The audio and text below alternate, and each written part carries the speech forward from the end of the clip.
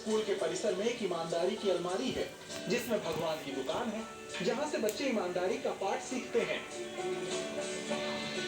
ईमानदारी की अलमारी या गणेशा जी की दुकान हमने इसलिए स्थापित की है कि बहुत कम बच्चे ऑनेस्टी यानी ईमानदारी की तरफ आगे बढ़े। उस दुकान पर कोई भी निगरानी, कोई सीसीटीवी कैमरा नहीं लगाया गया है और ना ही कोई टीचर, जब बच्चे उससे सामान उठाते हैं छोटा छोटा, ना ही कोई टीचर वहाँ पर देख रेख के लिए होता है।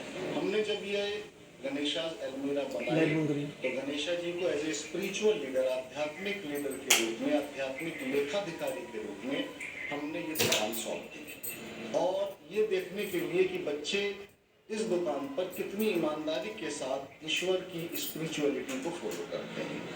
तो इस उद्देश्य के साथ ये दुकान बनाई गई।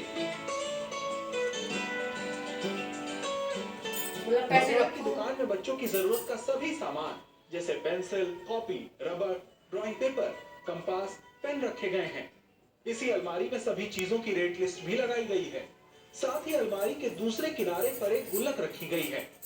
अब होता यह है कि स्कूल की किसी भी छात्रा को अगर किसी भी पाठ्य सामग्री की जरूरत है तो छात्रा ईमानदारी की अलमारी में मौजूद भगवान की दुकान पर जाती है और अपनी जरूरत का सामान उठाकर रेट लिस्ट में लिखे मूल्य को गुल्लक में डाल देती है। स्कूल की कोशिश का असर ये है कि छात्राएं बखूबी ईमानदारी सीख रही हैं।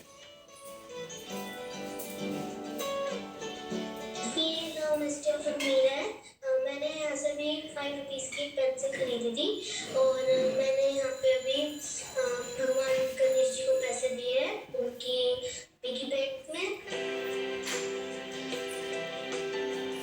इस दुकान का नाम द शॉप ऑफ गॉड यानी भगवान की दुकान रखा गया है, जिसमें भगवान गणेश को स्थापित किया गया है जो अकाउंटेंट की भूमिका में है।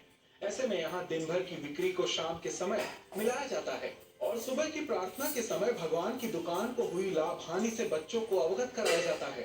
बागपत के स्कूल की इस अनूठी पहल की चारों ओर खूब प्रशंसा हो रही है। दुष्यंत त्यागी, बागपत, गुड न्यूज टुडे।